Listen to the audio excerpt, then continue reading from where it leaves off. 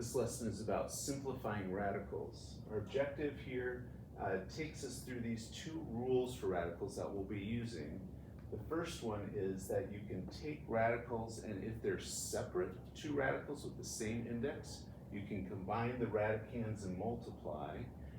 If it is underneath one radical, you can separate it out at the multiplication. Also, we're going to use this rule that says that if you've got a radical, you can make it into a rational exponent by taking the index and making it the denominator of the exponent.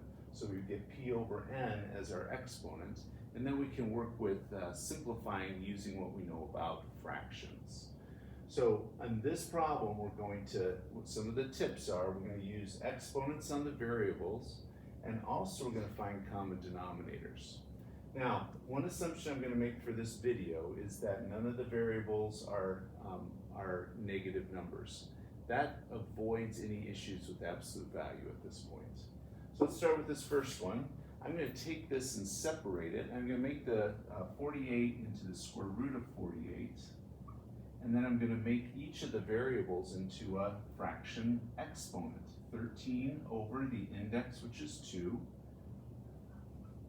And then 28 over 2 for the y. Now 48 has a perfect square in it, so I'm going to separate it into the square root of 16 times the square root of 3. This one, I'm going to take these exponents and I'm going to make them into mixed numbers. That will help us with simplifying. So this will be x to the, in this case, 6.5. This will be y, 28 over 2 reduces down to 14. Square root of 16 is a 4. Square root of 3 has to stay underneath. I'm going to separate this into x to the 6th and x to the 1/2. And this I'll just leave as y to the 14th. Now, every one of them that doesn't have a radical or a fractional exponent, I'm going to move out front because they are out of the radical.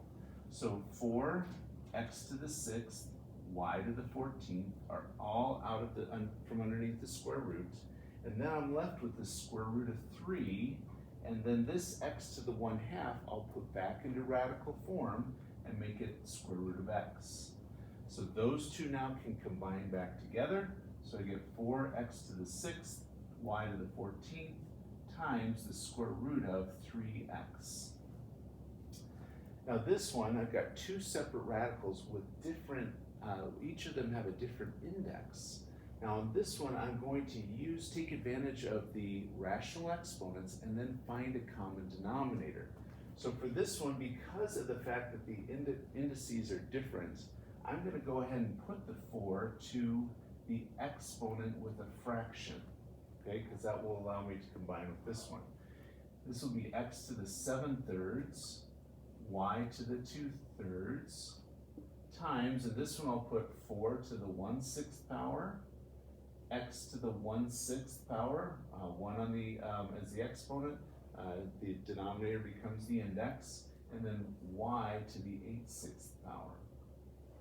Now, on this one, I'm going to take and I'm going to bring together the bases that are the same. And I'm going to add exponents because this is all multiplication. So 1/3 plus 1/6 on top of the 4 for the exponent. X to the 7/3 plus 1/6 over here. Notice they have different denominators. And then y to the 2/3 plus 8/6. Now I'm going to go ahead and find common denominators. This would be the same as 2/6 instead of 1/3. So 2/6 plus 1/6 is going to be 4 to the 3/6 power. This one, x to the 7/3 plus 1/6. Again, the 1/6 is the 7/3 will be 14/6 added to 1/6. I'm going to get 15/6 here. And then this next one, I can reduce down the 8/6 down to 4/3. 4/3 plus my 2/3 is going to give me 6/3. All right, now we can go ahead and simplify from here. 4 to the 3/6 is the same as 4 to the 1/2. That reduces down. 15/6 will reduce down to, in this case, we can take out a 3 out of both of them. And so you're gonna end up with 5/2. And then 6/3 reduces down to a 2. This we're gonna put back into square root form, square root of 4. This will make into a mixed number. 5/2 is 2 1/2. And then y to the second is out of the radical. Square root of 4 is just a 2.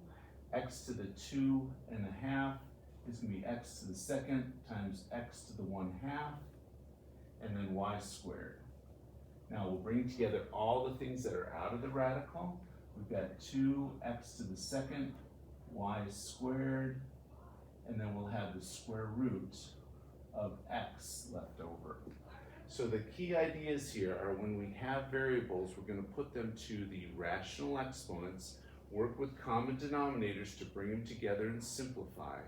And then also we're going to make sure we look for the perfect roots, whether it be square root, cube root, whatever we have for the numbers, simplify those and put it into simple radical form.